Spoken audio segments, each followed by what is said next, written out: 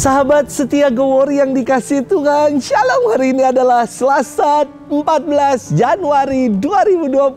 Kita kembali akan bersama-sama merenungkan firman Tuhan hari ini yang diambil dari Injil Markus 1 ayat 21b sampai dengan 28. Mari kita siapkan hati kita.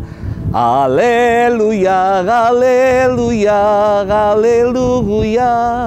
Sambutlah sabda Tuhan bukan sebagai perkataan manusia, melainkan sebagaimana sebenarnya sabda Allah. Haleluya, haleluya, haleluya. Tuhan bersamamu dan bersama rohmu. Inilah Injil suci menurut Markus, dimuliakanlah Tuhan. Setelah hari Sabat mulai, Yesus segera masuk ke dalam rumah ibadat dan mengajar. Mereka takjub mendengar pengajarannya, sebab ia mengajar mereka sebagai orang yang berkuasa, tidak seperti ahli-ahli Taurat. Pada waktu itu, di dalam rumah ibadat itu ada seorang yang kerasukan roh jahat. Orang itu berteriak, "Apa urusanmu dengan kami, hai Yesus orang Nazaret? Engkau hendak membinasakan kami. Aku tahu siapa engkau, yang kudus dari Allah." Tetapi Yesus menghardiknya, katanya, "Diam, keluarlah daripadanya." Roh jahat itu menggoncang-goncang orang itu, dan sambil menjerit dengan suara nyaring, ia keluar daripadanya. Mereka semua takjub, sehingga mereka memperbincangkannya, katanya, "Apa ini? Suatu ajaran baru.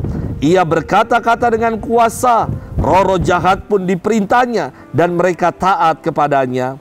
Lalu tersebarlah dengan cepat kabar tentang dia ke segala penjuru di seluruh Galilea. Demikianlah sabda Tuhan. Terpujilah Kristus. Sahabat setia Gewori yang dikasihi Tuhan, Shalom. Kita tahu ya, ada istilah dalam kehidupan yang namanya penjilat.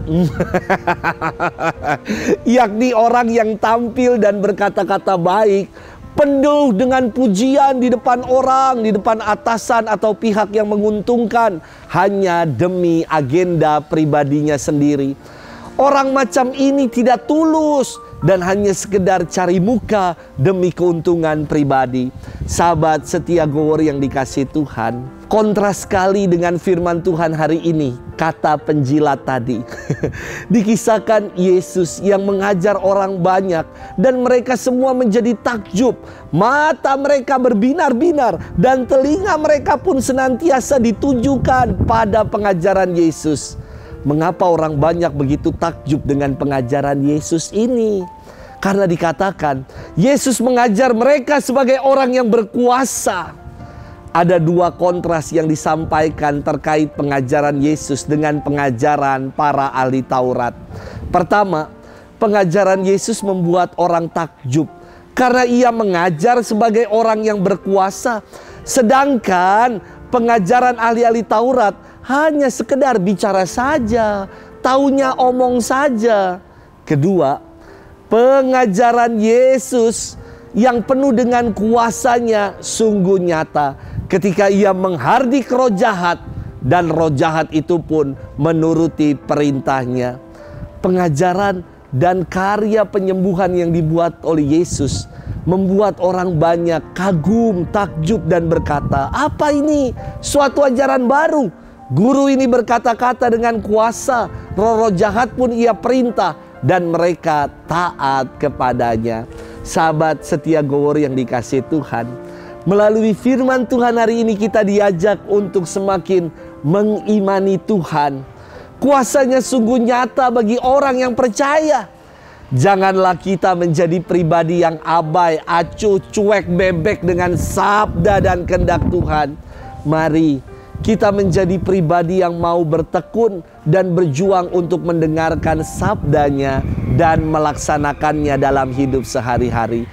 Jangan jadi pribadi yang macam penjilat juga, yang hanya memuja-memuji tetapi di belakang berbuat sebaliknya.